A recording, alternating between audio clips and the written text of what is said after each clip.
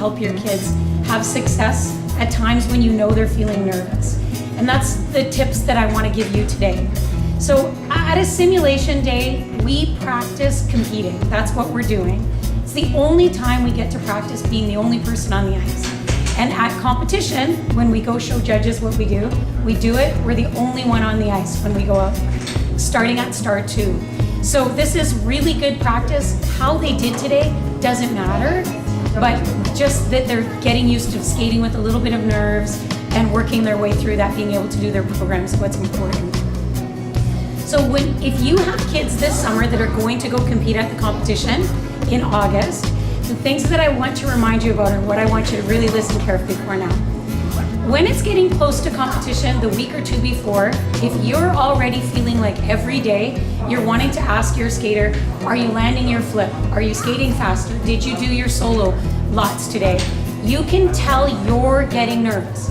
You're the one getting nervous. And that energy is going to project to your kids, and they're gonna know that how they do at the competition is really important to you. I don't want that to be your role as a parent. Your role as a parent is to make sure your kid's feeling really good about what they're doing, that you're helping them eat well, get proper sleep, proper nutrition, get here on time, that they have all the tools to train properly, that they're landing their flip and practicing their solo and working hard at the rink. Those are our jobs.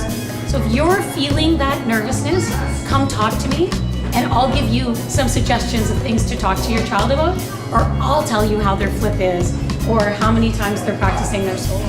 But your kids will interpret that as pressure, and I don't want your kids to feel pressure. I want them to have that drive that comes from within. They will succeed far greater if they have that within. The second thing is what we do when we get to competition. So now you've had this great plan leading up, your kids are well rested, they're prepared, and the day of the competition, when you get there, we have challenges as a coach and as skaters because we don't have a backstage.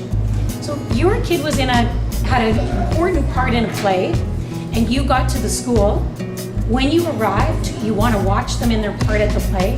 Your child's going to go backstage, and you're not going to see them until the play starts.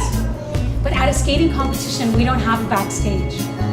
You will see us. We're going to be warming up, running, we're going to be practicing off-ice jumps, we're going to be doing all of that stuff where you can see us. And you're going to be tempted to come and remind them of things. Or you'll notice their hair isn't quite right, and you're going to want to come fix it. Or you might want to come take pictures. But I need you to imagine we are backstage and you can't even see us. Once they go to begin their job at the competition, your job as a parent is done, and it's our job as a coach to work through everything they need to do before they go on the ice, while they perform, and when they come off the ice, we'll chat with them, and then we'll say, go hug your mom and dad. Your mom and dad are gonna wanna see you now. Then your job begins again. It's been really difficult in this last year, this last skating season, to have that space with your athletes. So that's the main purpose of us having this chat today. When you get to the competition, your child will register for the event, and then I will say to you at 12:20, I'll meet you back at this spot, and then I'm gonna go to work with your skater. And you don't have to worry then until after their event. They will be with somebody from our coaching team. But we'll set that time once you get to the competition.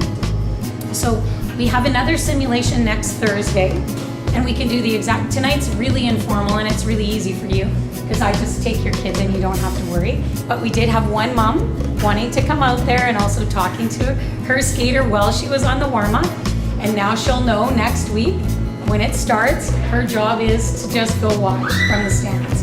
And now it's her daughter's job to do the performance. The other thing that I can remind you, because we had this conversation with one mom recently at the skating competition, the elements they're doing in their solo, sometimes as a parent, you're wanting to help them I know you're always wanting to help them as much as you can. And so you'll give them some advice, like maybe if you skate a little slower, that might be easier for you to do. Today, just maybe skate slower.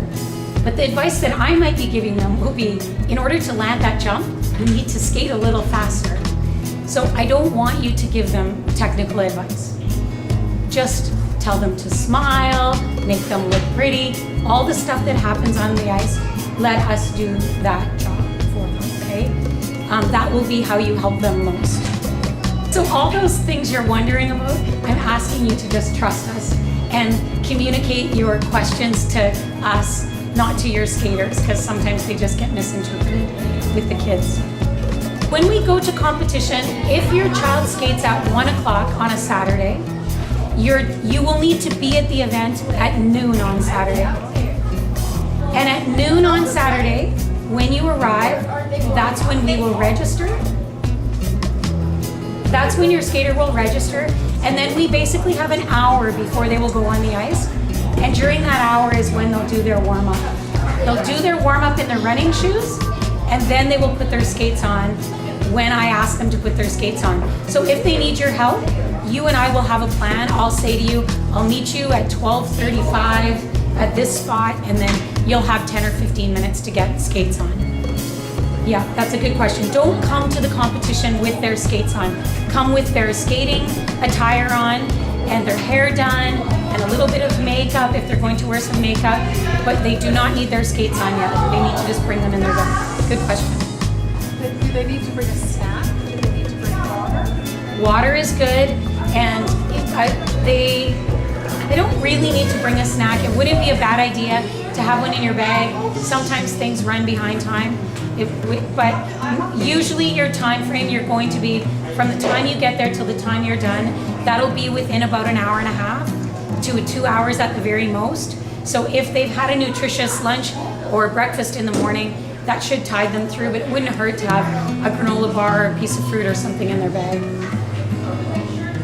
Yeah, so I hope that's helpful. We just keep learning tidbits as we go along as figure skating parents. So today I'm just trying to give you a tidbit. So hopefully that's helpful. Okay, thank you very much.